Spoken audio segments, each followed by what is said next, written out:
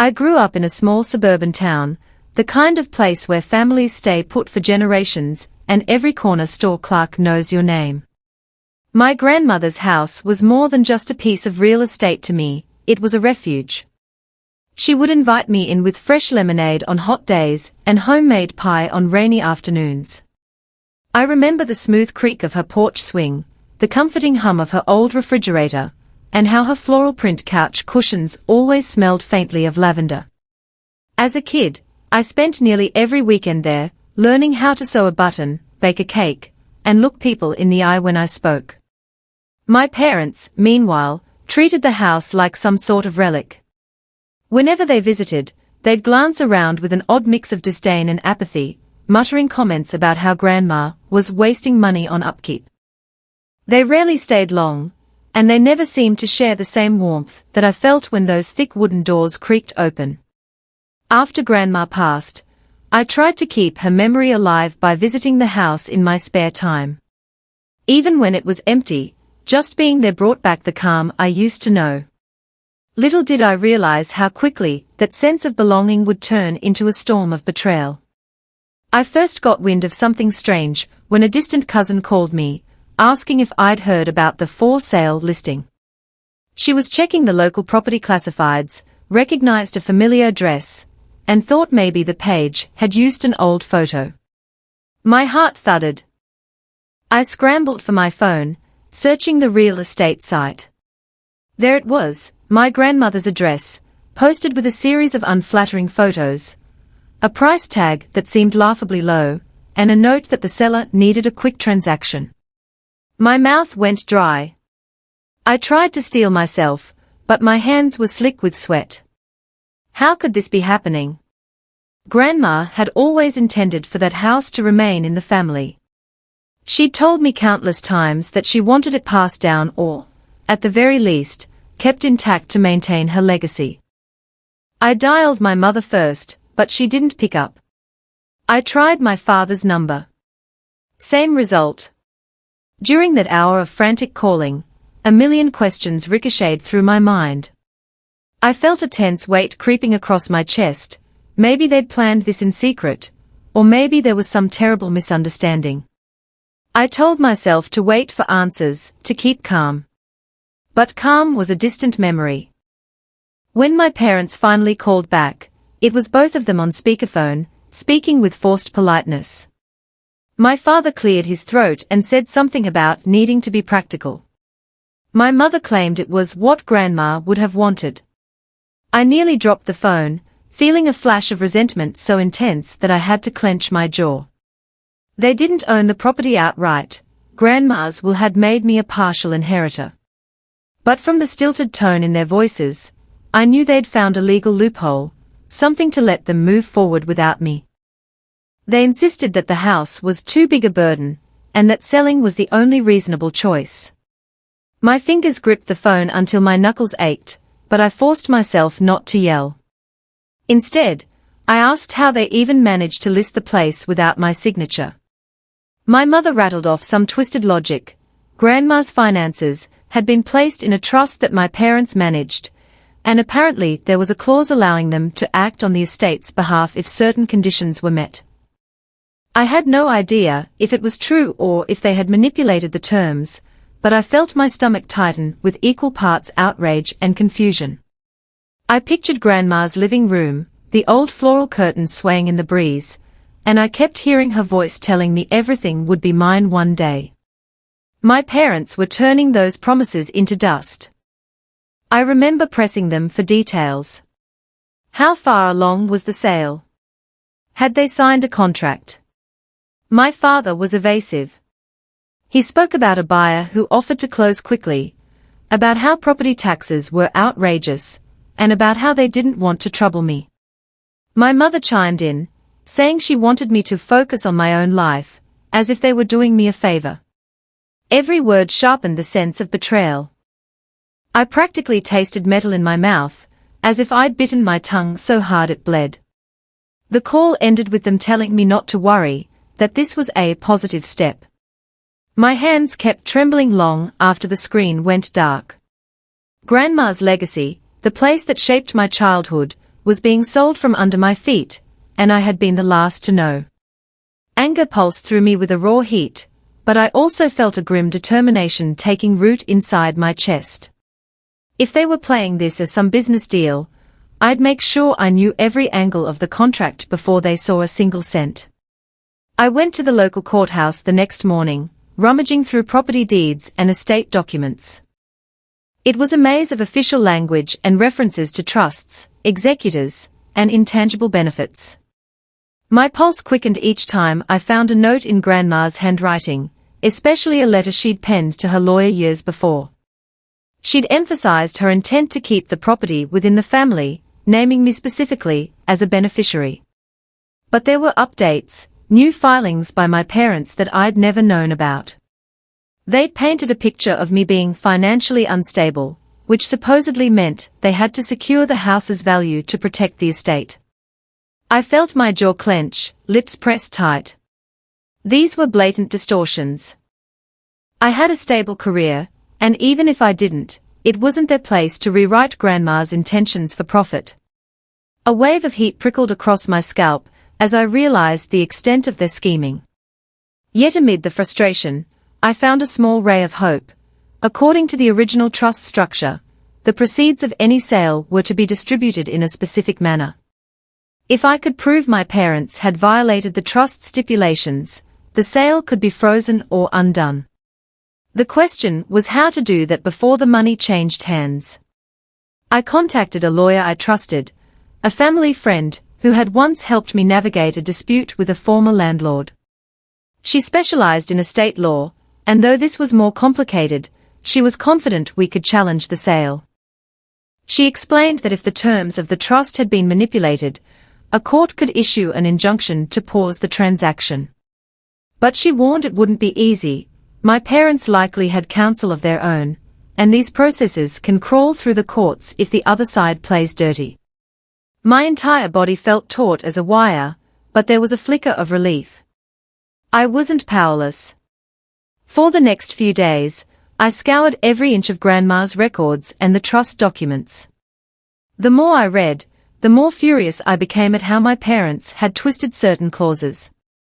I discovered that the trust required the consent of all named beneficiaries for a sale above a certain value, but apparently, they'd listed the house at a fraction of its actual worth, possibly to dodge that requirement. That realization sparked a bitter laugh. They'd rather undersell the property just so they wouldn't have to involve me.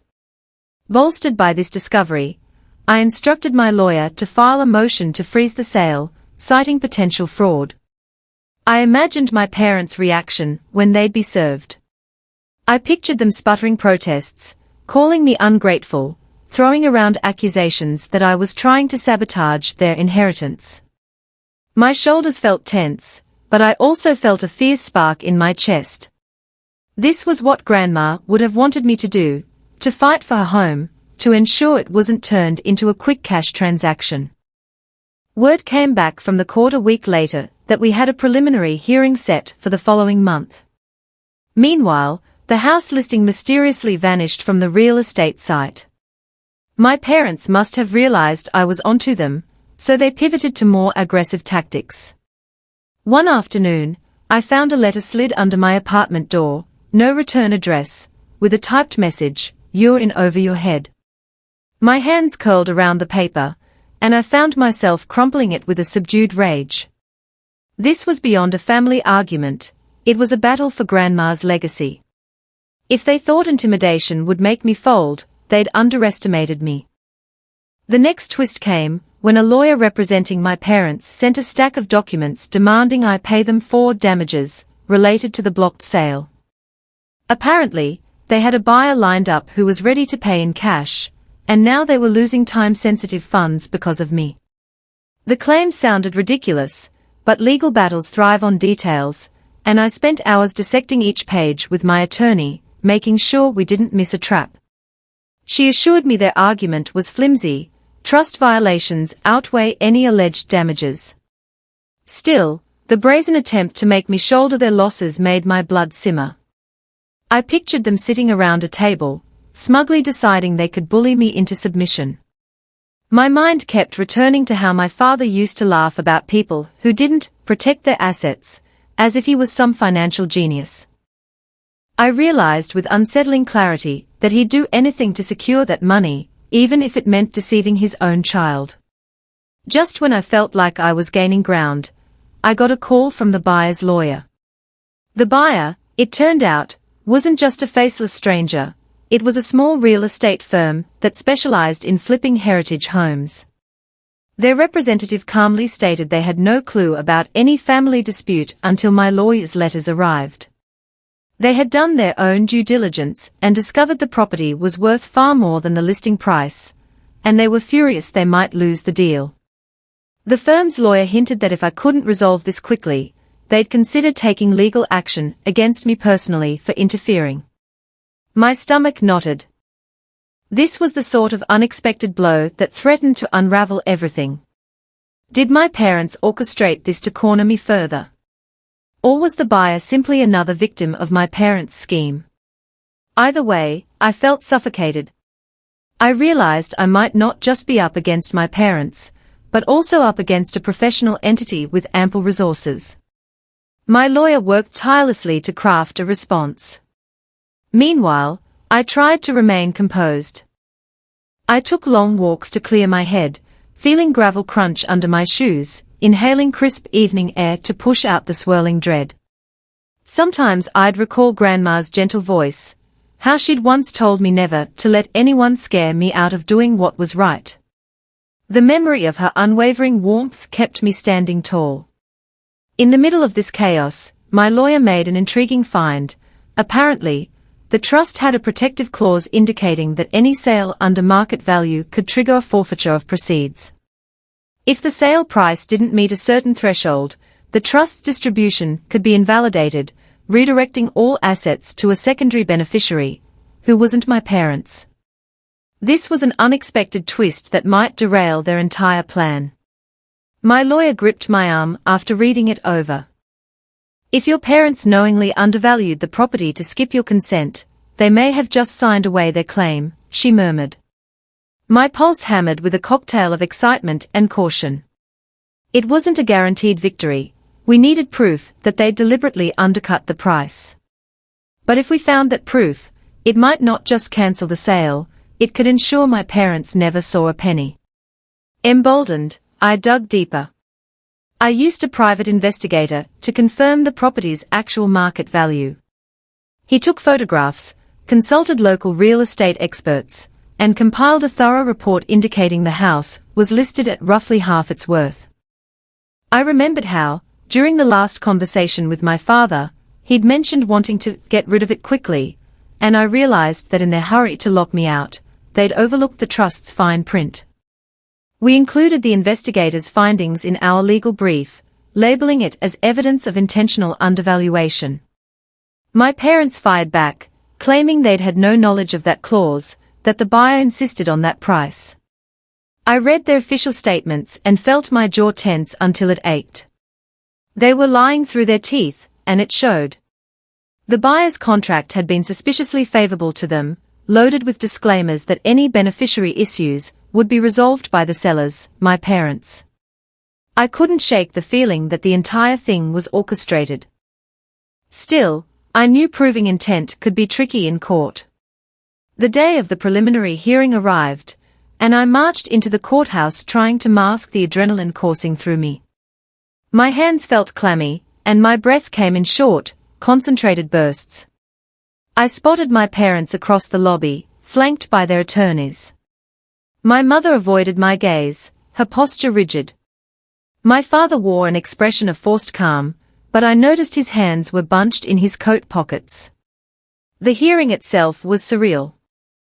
Lawyers volleyed arguments back and forth, referencing codes and precedents. The judge, an older woman with a stern, precise tone, listened carefully.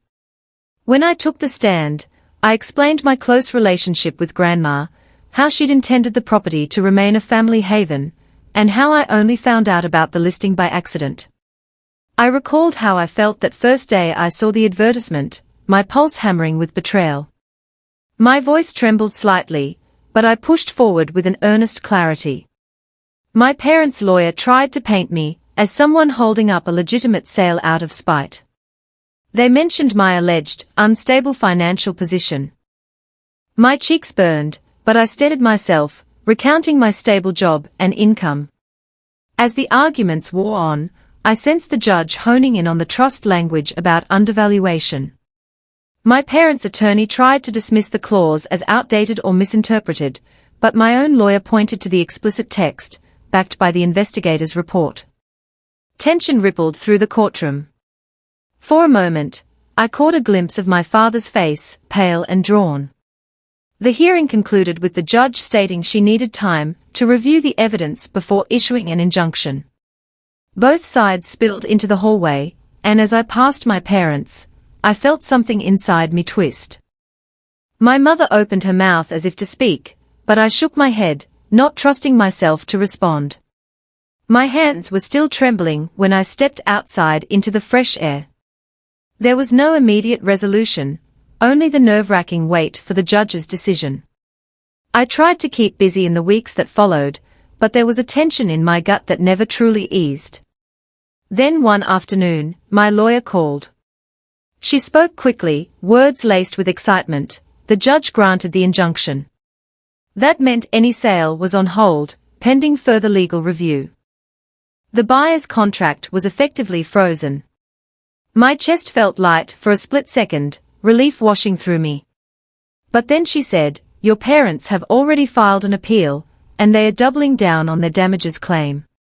My relief morphed into a sober understanding. This was far from over.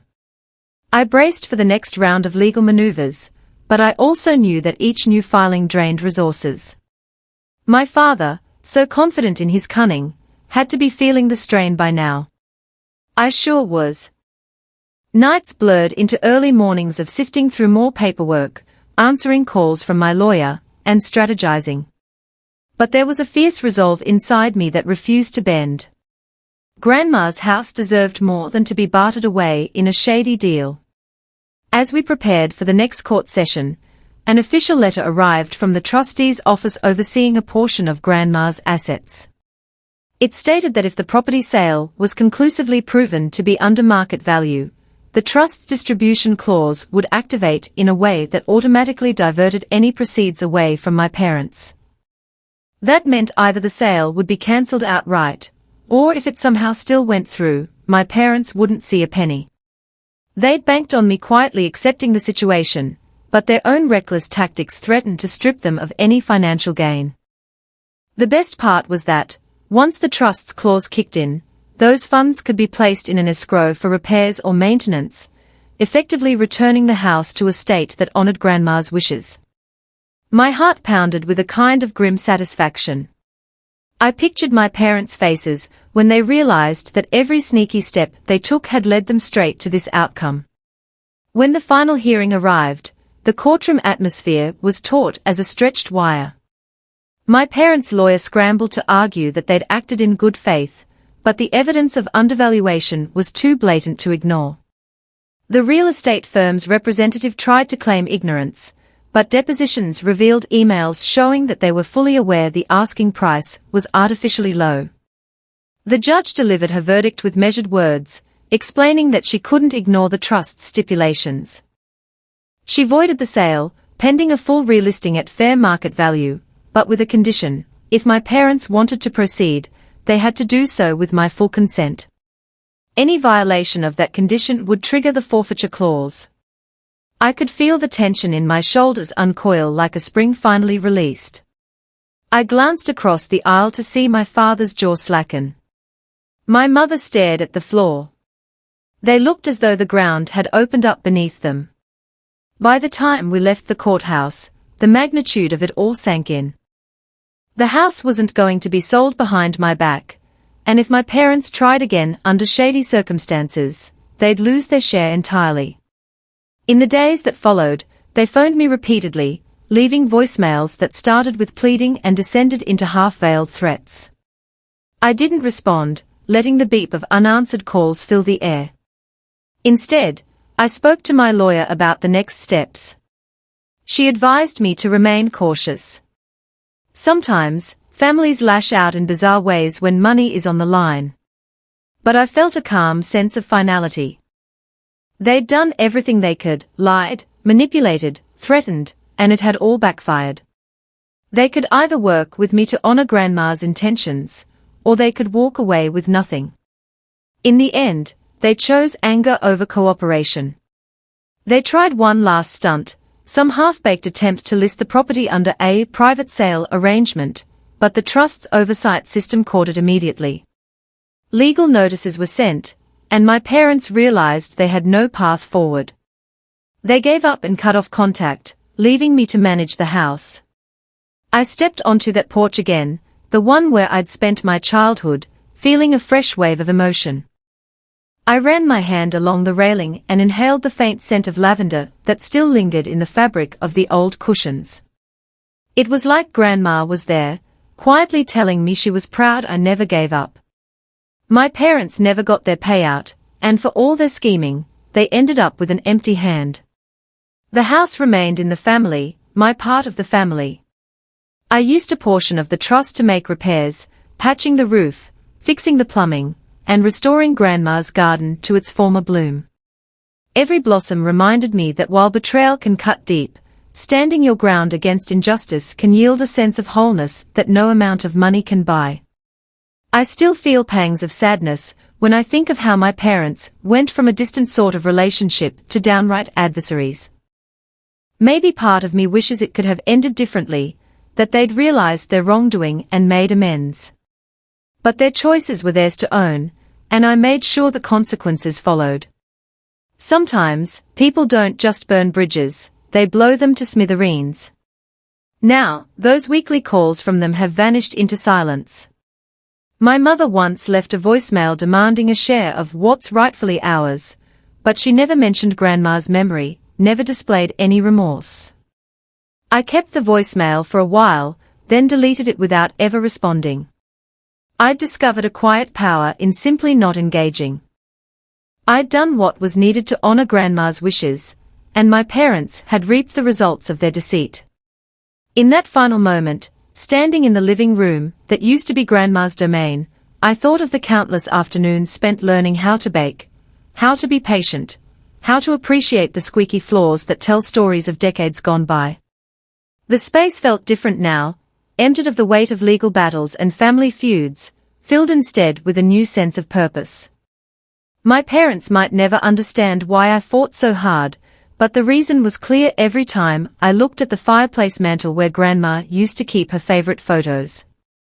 I wanted to preserve more than walls and windows. I wanted to preserve a memory, an inheritance of love and warmth that couldn't be measured in dollars. Perhaps that's the truest form of justice, ensuring that those who act out of greed find themselves holding nothing, while the real legacy endures in the hands of someone who genuinely cherishes it.